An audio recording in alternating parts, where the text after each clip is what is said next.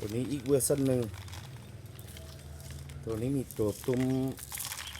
เข้าให้เข้าลงหมู่เดียววันเดียว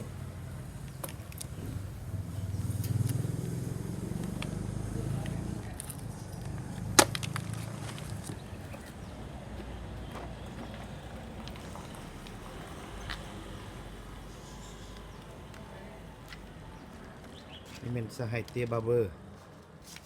กำลังที่ทำการทดลอง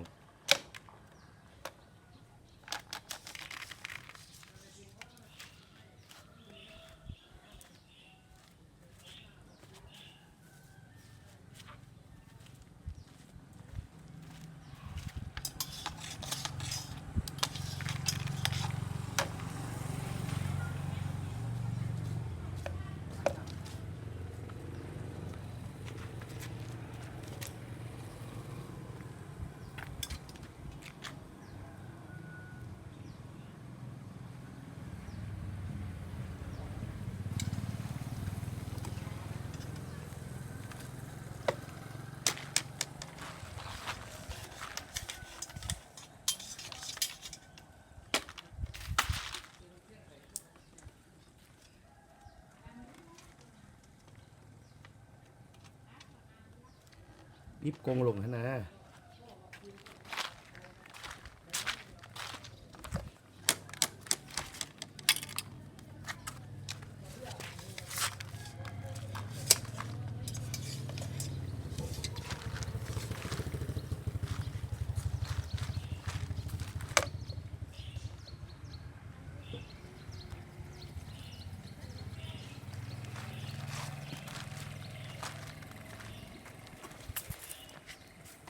แล้ว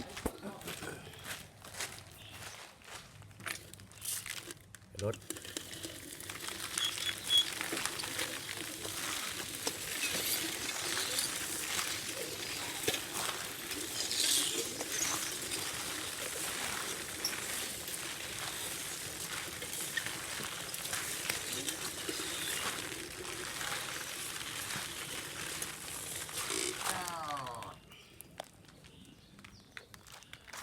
ตัวนี้ลงเป็นชุดดีกว่า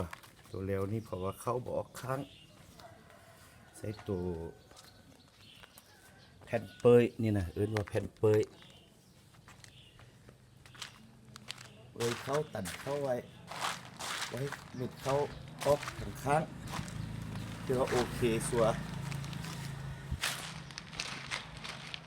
ปีนครับ